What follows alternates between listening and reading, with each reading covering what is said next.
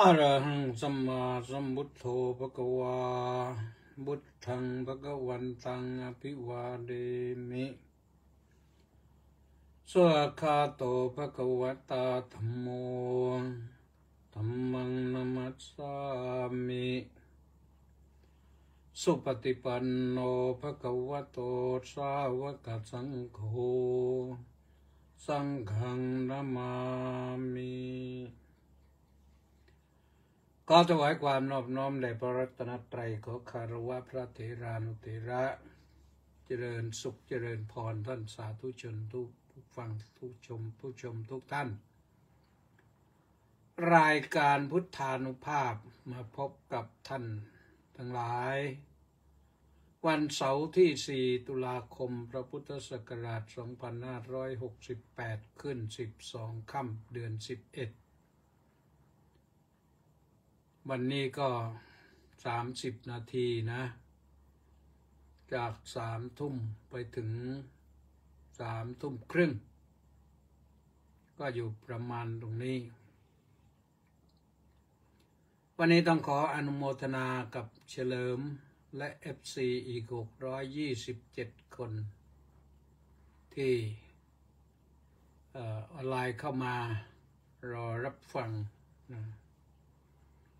แล้วก็อนุโมทนากับคุณโยมนางสาวโสภาชนะศรีร่วมกองบุญหนุนกองธรรมมา40 บาทวันนี้เมื่อเวลา 9:49 นาทีอนุโมทนาสาธุนะแล้วก็ต้องอนุโมทนากับคุณโยมอดิศรคุณโยมพรทิพย์ดอกยี่สุนนี่ร่วมกฐินโดยเสด็จพระราชกุศล40,000 บาท2 คนคู่สามีปัญญาคู่บุญบารมีคนละ20,000 บาทเตรียมพร้อมนะอันนี้ก็เป็นเรื่องของกฐินนะกฐินวัดราชาวันที่18นะเป็นกฐินหลวงพระบาทสมเด็จพระเจ้าอยู่หัวทรงโปรดให้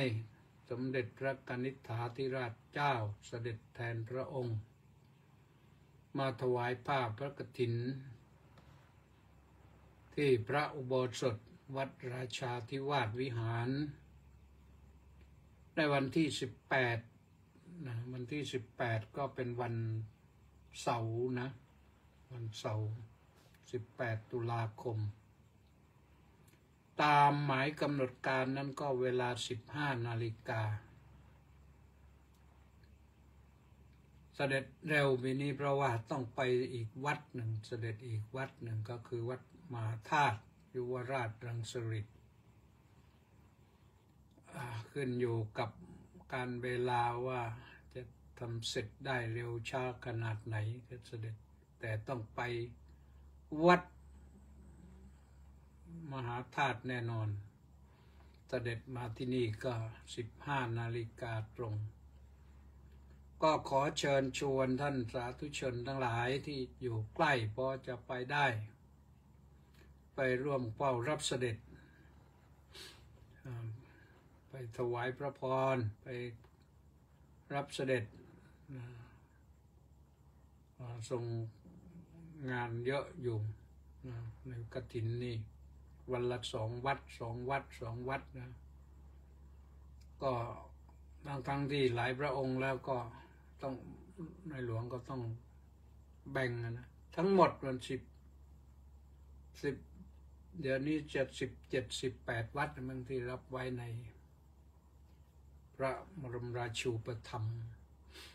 เป็นกฐินหลวง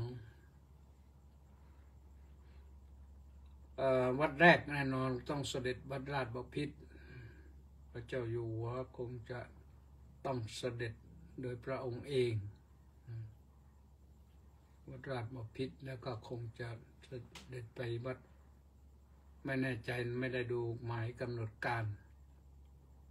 แต่วัดราชบพิตรนั้นแน่นอนเพราะพระองค์ต้องไปถวายแก่องค์ประมุขสงฆ์เมื่อก่อนก็เสด็จไปที่วัดบวรหลังจากตำแหน่งสมเด็จพระสังฆราชต่อไปที่วัดราชบพิตรก็เสด็จวัดราชบพิตรเป็นวัดแรก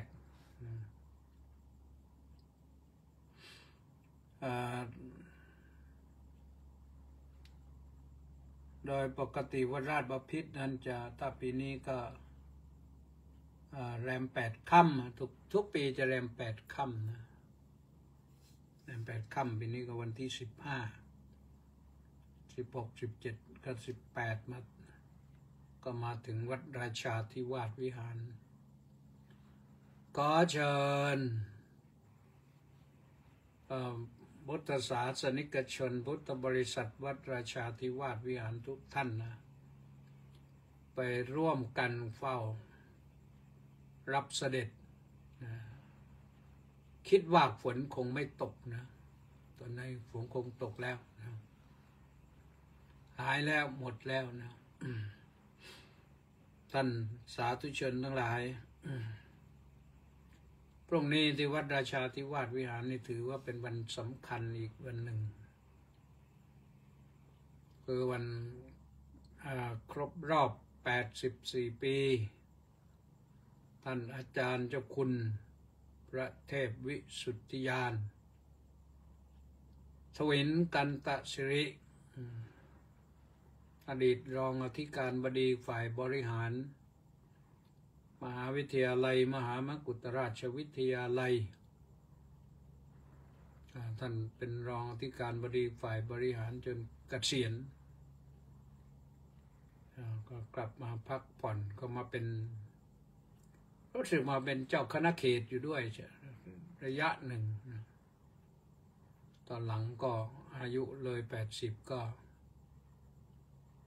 หน้าที่ตกไปที่คนอื่นคือตำแหน่งทางการบริหารการปกครองเนี่ยท่านนิยมกันว่าอายุ80 ปีถือว่าเกษียณอายุราชการกิจการคณะสงฆ์ยกเว้นเจ้าอาวาสนะเจ้าอาวาสนี่จะเป็นไปเท่าไหร่ก็ได้โน่นแหละเจ้าอาวาสนะ1 มรณภาพ 2 ลาออก 3 ไม่ออกแล้วก็มีอะไรอีกหรือเปล่าไม่รู้เจ้าอาวาสนี่คือเจ้าอาวาสนั้นถ้าท่านสุขภาพดียิ่งอายุมากสุขภาพดีนี่เจ้าอาวาสยิ่งขลังนะไม่ว่าที่ไหนลูกศิษย์ลูกหาจะเข้าไปกราบนมัสการสักการะนบนอบเยอะนะเป็นปกติทุกวัดทุกวา80 90 ถึง 100ก็ยิ่งลูกศิษย์ชื่นใจนะยิ่งถ้า100แล้วท่านมีสติสัมปชัญญะดีทักทายพูดจาปราศัยดีโอ้ยลูกศิษย์ก็ชื่นใจนะได้พึ่งร่มบารมีธรรมของท่านก็เป็นสิ่งที่หาได้ยากเหมือนกันนะอยู่ไปถึง90 ถึง 100นี่ก็ยากเหมือนกันนะถึงไม่เป็นเจ้าอาวาสถ้ามีอายุมากแล้วท่านก็มีเมตตาธรรมสูงนี่ก็ลูกศิษย์ลูกหาก็ไม่ทิ้งกันนะนี่ก็วันพรุ่งนี้นี่ท่านอาจารย์ท่านก็ทำบุญที่ศาลาการประเรียนนะทำบุญที่ศาลาการประเรียนมีนิมนต์พระสงฆ์มาเจริญพระพุทธมนต์ด้วยขึ้นไปดูเมื่อตะกี้ก็ จัดไว้11ที่นั่งแสดงว่านิมนต์พระไว้11รูปพระเถระเนี่ยที่ขึ้นไปเห็นเมื่อตอนค่ำเนี่ยตอนกลางวันเนี่ยพระท่านจัดที่ถวายเรียบร้อยแล้วตอนค่ำก็ขึ้นไปฟังเทศในพรรษานะ1 ทุ่มท่านเจ้าคุณพระกิติวรประสาทก็เทศเรื่องพึ่งธรรมสนาธาภิกขเววิหารถมาอนาธาภิกษุทั้งหลายพวกเธอจงพึ่งธรรมเถิดอย่าพึ่งสิ่งอื่นเลยก็ขยายความไปถึงเรื่องความสามัคคีเรื่องสัจจะเรื่องกตัญญูนั่นคือข้อธรรมที่นำเสนอต้องมีความสามัคคีกันท่านว่านะต้องมีสัจจะต่อกันแล้วก็ต้องมีกตัญญูทำ3 ข้อนี่เพิ่งทำ3 ข้อนี้ก็บุคคลก็อยู่ได้สังคมก็อยู่ได้ประเทศชาติก็อยู่ได้ท่านก็พาไปถึงนั้นจนกระทั่งว่าจบโดยเวลาที่1 ทุ่ม 33 นาทีสรุปจบลงหลวงปู่ก็นำภาวนาสักประมาณ5-6 นาทีหลวงปู่ขึ้นไปนั่งฟังด้วยนะหลวงปู่นี่95แล้วนะก็ขึ้นไปนั่งฟังเทศด้วยก็เสร็จมาเรียบร้อยนะเอาละท่านสาธุชนทั้งหลายท่านผู้ฟังทุกท่านวันนี้ยกเรื่องราวที่ไม่น่าชื่นใจเท่าไหร่มาพูดกันนะแต่มีปรากฏอยู่ในมหาสติปัฏฐานสูตรนะตอนว่าโดยเรื่องอริยสัจ 4แล้วก็ว่าโดยเรื่องทุกข์นี่ทุกข์เพราะอะไรก็มีข้อที่จะพูดเรื่องเดียวนะกัตโมจะภิกขเวโสโกโยข้อภิกขเวอัญญตรัญญตเรนะบยัสเนนะสมนาคตัสสะอัญญตระยัญญตเรนะดุขะธรรมเมนะพุทธัสสะโสโกโรจนาโสจิตตังอันโตโสโกอันโตปริโสโกนี่บาลีมหาสติปัฏฐานสูตรอยู่ตรงนี้ก็ตรัสไว้ว่าภิกษุทั้งหลายโสกะคือความแห้งใจนั้นเป็นอย่างไรภิกษุทั้งหลายความโศกความเศร้าใจความแห้งใจความผากณภายในความโศกณภายในของสัตว์ผู้ประกอบด้วยความหายนะอันใดอันหนึ่งและผู้ที่ถูกความทุกข์อันใดอันหนึ่งมาถูกต้องเข้าแล้วอันใดอันหนึ่งเล่าอายังวุจติภิกขเวโสโกภิกษุทั้งหลายนี้แหละที่กล่าวว่าโสกะคือความแห้งใจแล้วก็ยังมีต่อไปอีกนิดหนึ่งนะกัตโมจะภิกขเวปริเดโวภิกษุทั้งหลายก็ปริเทวะความร่ำไรรำพันเป็นอย่างไรความโศกกับความร่ำไรมันคล้ายๆกันนะท่านสาธุชนทั้งหลายแต่ความร่ำไรก็คืออาการร้องไห้ความโศกมันโศกอาจจะไม่ร้องไห้ก็ได้แต่เป็นความเศร้าใจความ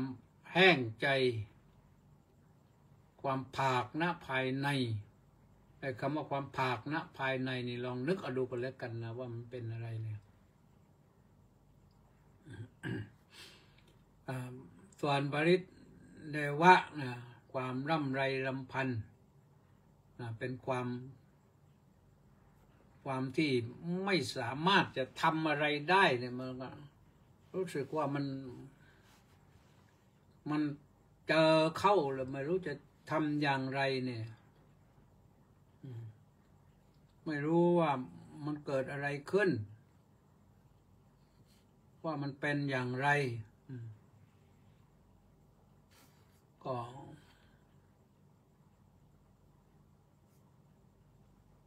ก็เลยมันก็ต้องนั่งเศร้านะต้องนั่งเศร้านั่งเศร้าอยู่อย่างนั้นนะมันเกิดความ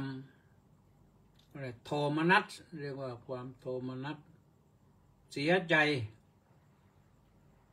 ความเสื่อมอย่างใดอย่างหนึ่งปรากฏขึ้นแก่ตนมันก่อให้เกิดความโทมนัสเกิดความเสียใจโทมนัสแปลว่าเสียใจใจถูกความโศกเข้ามาครอบงำแล้วก็มันไปถึงโน่นอุปายาสะอุปายาตนะคือความคับแค้นมันแค้นอยู่ภายในความทุกข์ความถูกความทุกข์อย่างใดอย่างหนึ่งมาบีบคั้นส่วนมากก็จะเป็นเรื่องของความรักนะส่วนมากก็จะเป็นเรื่องของความรักอย่างหนุ่มแต่ว่าความรักนี่มันเป็นความรักที่ผิดหวังรักพลาดหวังรักเสื่อมจากความรักเสื่อมจากคนรักจะอยู่ตรงนี้แหละอย่างเด็กเล็กๆก็รักพ่อแม่แต่ว่าเกิดพ่อแม่เป็นอะไรไปหรือพ่อแม่จากไปพ่อแม่ทิ้งไปมันก็เกิดความโศกเศร้านะฉะนั้นไม่ได้ความรักโดยตัณหาแต่รักโดยคิดว่าจะพึ่งพ่อแม่แต่พ่อแม่จากไปเสียจะจากไปเพราะเสียชีวิตหรือจากไปหนีไปสู้ไม่ไหวแล้วเลี้ยงลูกไม่ไหวแล้วทิ้งลูกให้ย่าให้ยายตัวเองไปเผชิญโชคข้างหน้านี่เป็นอย่างนี้ก็มีนะเด็กก็เศร้าเหมือนกันนะแต่ว่าสักพักหนึ่งก็ได้ย่าได้ยายก็พออยู่ได้ทีนี้ถ้าเป็นหนุ่มสาวอันนี้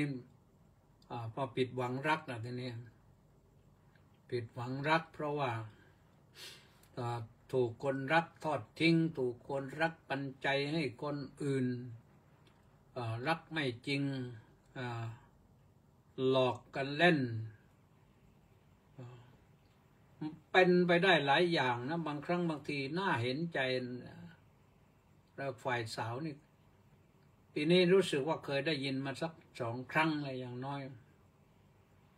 จัดเตรียมแต่งงานอะไรเรียบร้อยปรากฏว่าเจ้าบ่าวไม่มาหายไปเลยไม่รู้สาวอื่นพาไปเสียหรืออย่างไรปรากฏว่าไม่ได้ตามเรื่องนะว่าบทสรุปคืออย่างไรแต่ว่าอันนี้มันน่าช้ำใจเหมือนกันนะสาวนะว่าก็คิดว่ามอบความรักให้แล้วแต่ทำไปทำมาเขาหนีไปเสียนะขันหมากมาแล้วก็ไม่รู้ก็พาขันหมากไปทิ้งไหนกลายเป็นขันเปล่าไปก็น่าเห็นใจกันนะนี่ก็ต้องเกิดความรู้สึกว่ามันเขินนะมันเขินร่างขันหมากมันก็เขินก็ไม่รู้จะทำอย่างไรนะแต่ที่ผิดหวังกันมากเนี่ยไม่ใช่หนุ่มสาวไทยอย่างเดียวนะหนุ่มสาวเกาหลีหนุ่มสาวไหนมันก็ที่ไปมาแล้วหนุ่มสาวญี่ปุ่น ก็ได้ยินว่าก็มีคนหนุ่มสาวฆ่าตัวตายกันเยอะ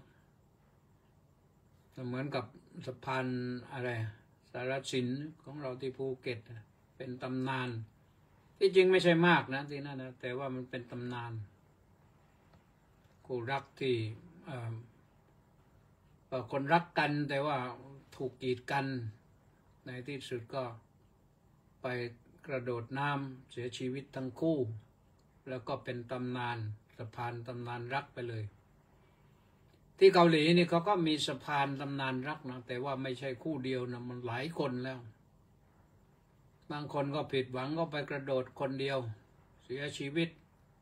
บางทีก็ไปกระโดดทั้งคู่เสียชีวิตอันนี้ที่เกาหลีนะสะพานอะไรแล้วจำไม่ได้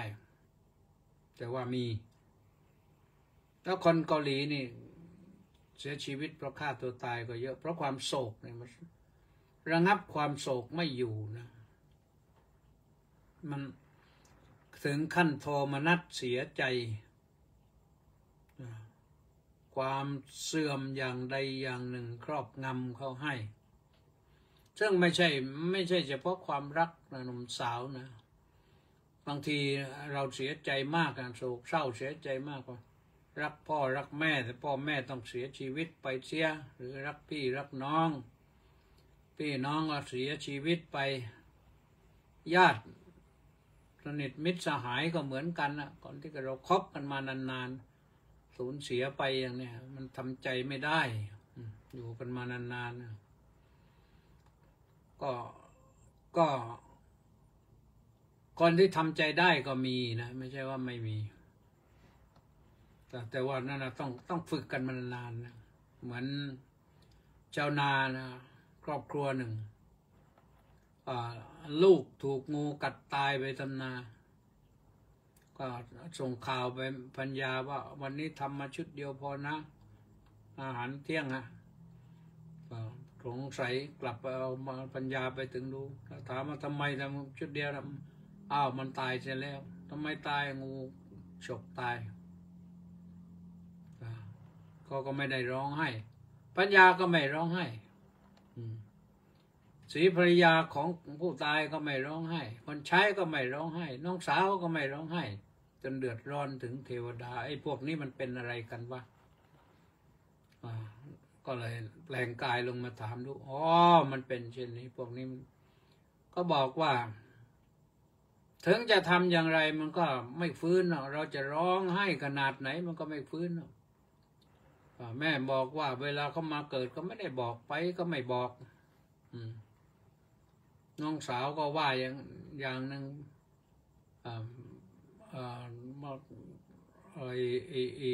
คนใช้ก็ว่าอย่างหนึ่ง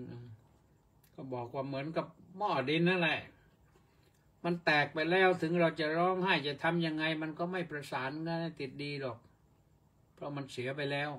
ว่าเราจะไปร้องไห้ทำไมในที่สุดท่านเหล่านั้นก็เผาศพเรียบร้อยกลับบ้านสบายก็ต้องลองดูนะต้องลองใจดูถ้าจะฝึกก็ไปโรงพยาบาลเนี่ยไปโรงพยาบาลไปดูไปสังเกตดูว่าคนเขาตายกันเยอะนะโรงพยาบาลเนี่ยโดยเฉพาะโรงพยาบาลที่รักษาโรคร้ายแรงๆเนี่ยคนตายกันเยอะนะแล้วคนอื่นตายทำไมเราไม่ร้องไห้เราไม่โศกเศร้าก็เพราะเราไม่ได้คุ้นเคยเราไม่ได้ใกล้ชิดแล้วก็ความรักมันไม่มีความเยื่อใยมันไม่มีนะเพราะฉะนั้นนะความพลัดพรากนี่เป็นอย่างหนึ่งที่ถูกต้องเขาแล้วเนี่ยก็จะเกิดความโศกเศร้าเสียใจบางทีสูญเสียทรัพย์สินเงินทองจะมากจะน้อยก็ไม่ต้องนะคนเล่นหุ้นขาดทุนก็ไม่ต้องไปร้องไห้มันก่อนถูกช่อถูกโกงก็ไม่ต้องไปร้องไห้มันไม่ต้องไปโศกเศร้าเสียใจมัน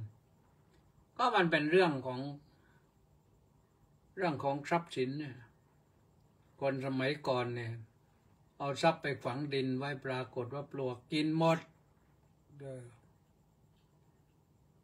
ปลวกกินหมดหรือขุดขึ้นมาดูอ้าวเป็นรังปลวกหมดแล้วใส่ไหไว้เรียบร้อยมันก็เป็นเรื่องธรรมดาไปโศกเศร้าให้มันก็ไม่ได้หรอกไม่ได้คืนหรอกอยากได้อะไรแล้วไม่ได้ก็โศกเศร้าเสียใจเกิดความอาลัย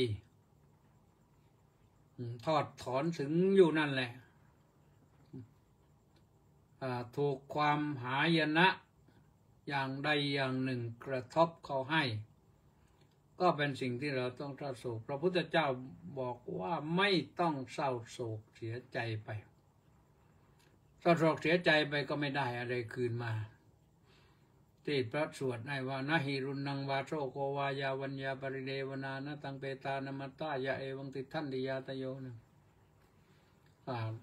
สิ่งที่ดีที่สุดถ้าญาติตายเราก็ทำบุญให้เยอะๆนั่นคือสิ่งที่ดีเพราะว่าไปร้องไห้นี่เขาไม่ฟื้นหรอกจะเป็น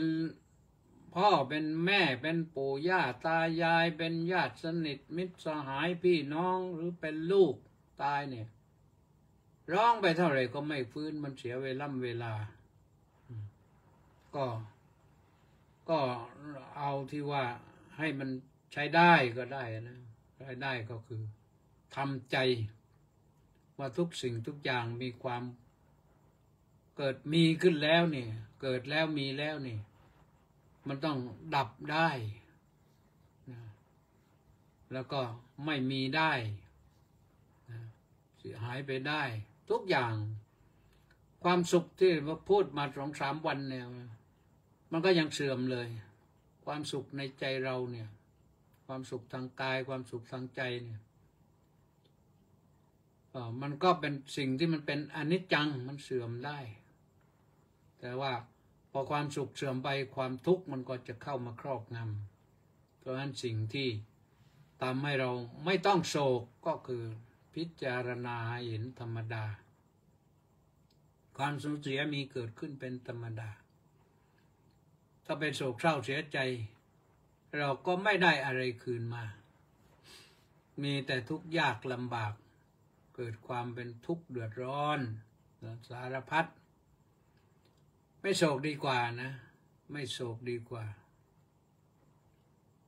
ปล่อยให้ทุกอย่างมันเป็นไปตามนั่นไม่ต้องไปคร่ำครวญร่ำไรรำพันในการที่เราต้องสูญเสียอะไรแม้ตัวเอง